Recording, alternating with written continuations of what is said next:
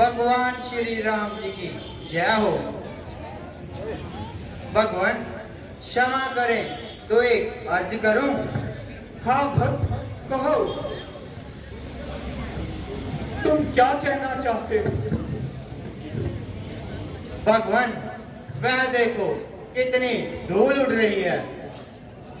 आप जानते हैं कि यह धूल कैसी है?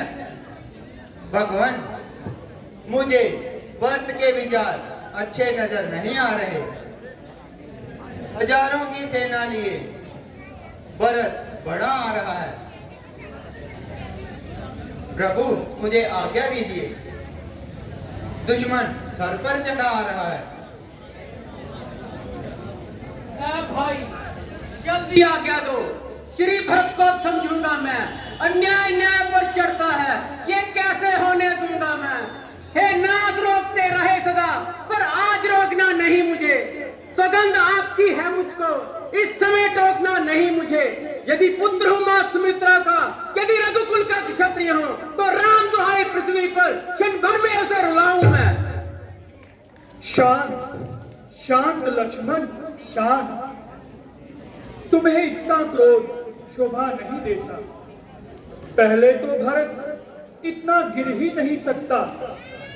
अगर गिर भी जाए तो उसकी सेना और उसका सामना करना कोई बच्चों का खेल नहीं। लक्ष्मण, तुम इतने बड़े लश्कर से किस प्रकार लड़ सकते हो? लड़ सकता हूं प्रभु, एक भरत तो क्या, आपके चरणों के प्रताप से मैं पूरे विश्व से लड़ सकता हूं। जब तक भरत धर्म पर था, उस समय युद्ध में से 100 लक्ष्मण भी नहीं हरा सकते थे। परंतु अब वह अधर्म पर है, उसका नाश करने के लिए उसका धर्म ही काफी है।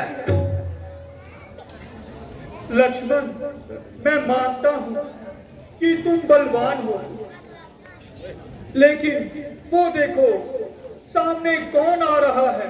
भैया,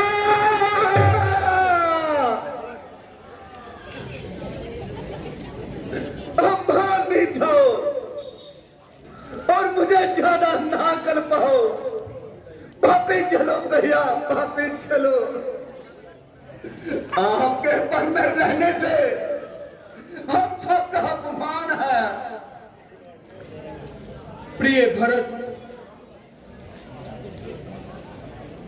मेरा ये भेद और मेरा ये वनवास जो तुम्हारे विचार में मेरा अपमान है, मेरे विचार में ये रघुकुल का अभिमान है।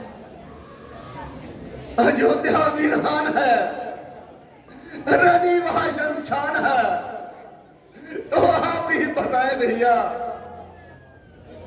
आपका वन में रहने से किसका कल्याण है? तो सुनो प्रिय भरत, सत्य और प्रतिज्ञा से स्वर्गवासी पिता का, मनोरथ पूरा होने से कैकेयी माता का, वनवासी बनने से हमारा और राजा बनने से तुम्हारा। पिता धर्मात्मा ने प्रण में प्राणों को गवाया है। मुझे तो वन में भेजा है, तुझे राजा बनाया है। इसी में है बेहतरी कि हम चले राह अपने अपने, कि जिस जिस रास्ते से विधाता ने चलाया है। ऐसा नहीं हो सकता भैया। प्रिय भरत, क्यों नहीं हो सकता? कारण ये है कि धर्मात्मा पिता ने मुझे राज देते हुए अपने प्राणों का त्याग कर दिया, और मेरी मूर्ख माता ने आग लेते ही उसे अपने सुहाग से खून से रख दिया। मैं तो इस राजमुठ को धारण करने के लिए कदाचित तैयार नहीं भैया। इसका कारण प्रिय भरत? कारण ये है कि इस पर मेरा कोई अधिकार नहीं। नहीं प्रिय भरत, स्वर्गवासी पिताजी की यही इच्छा थी, भरत अयोध्या का राजा बने और मैं जंगल में मृगों का राजा बनूं। नहीं, नहीं, अयोध्या वासियों, ऐसा न्याय मत होने देना। देखो भरत, तुम नाहक जिद कर रहे हो। सत्य के पद से कोई मुझे गिरा सकता नहीं, राज त्रिलोकी का भी मुझे लुभा सकता नहीं। कुल की मर्यादा और सनातन धर्म से राम को इस संसार में कोई गिरा सकता नहीं। परंतु भैया, क्षत्रिय राजा का धर्म है प्रजा पालना, ये तो बूढ़े पंड प्रस्तु का काम है जटा धारना। भरत, मैं जटाधारी होता हुआ भी धनुषधारी हूं। नीच आशा और तुच्छ लोभ वाले का नहीं, बल्कि न्याय और सत्यवान क्षत्रिय के धर्म का पुजारी हूं। क्षमा करें भैया, आप है महान बुद्धिमान, मैं हूं मूर्ख नादान। इसमें कोई शक नहीं कि मसला बड़ा बारीक है। अब तक मैं समझता हूं पक्ष मेरा ठीक है। रास्ते में कौन है, जब तक इसका फैसला होता नहीं तब तक मैं राह लेता हूं जो राह मेरे नजदीक है। वह क्या रहा है प्रिय भरत? सत्याग्रह। साथ ही आसन लगा शिखर कुशा का डालकर मैं जहां भाई के संग बैठूंगा धरना मारकर। मानते नहीं जब तक ना पीऊंगा ना खाऊंगा, ले जाऊंगा साथ अपने, जब यहीं पर मर जाऊंगा।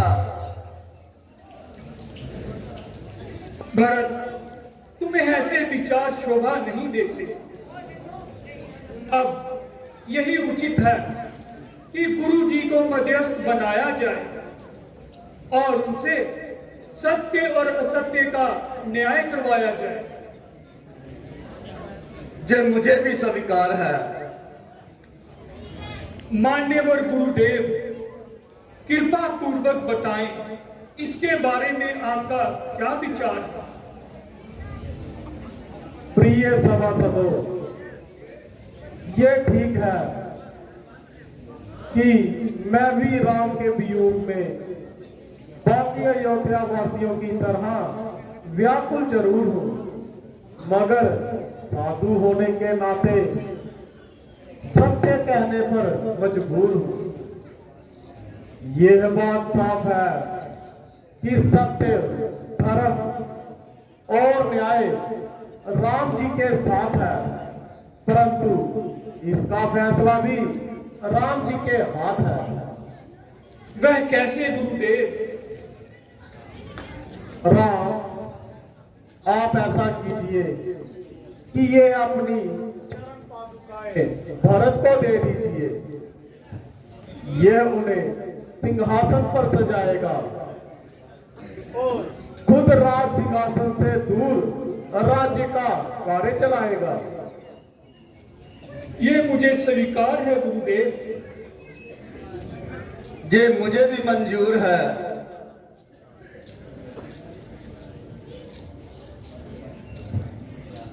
धन्य हो दीनानाथ, जो मुझ अनाथ पर बहुत कृपा की, क्योंकि अपने चरण पादिकाएं मुझे दी। अब मैं इन्हें अयोध्या के तख्त पर सजाऊंगा और साधु बनकर 14 बरस की सेवा करूंगा।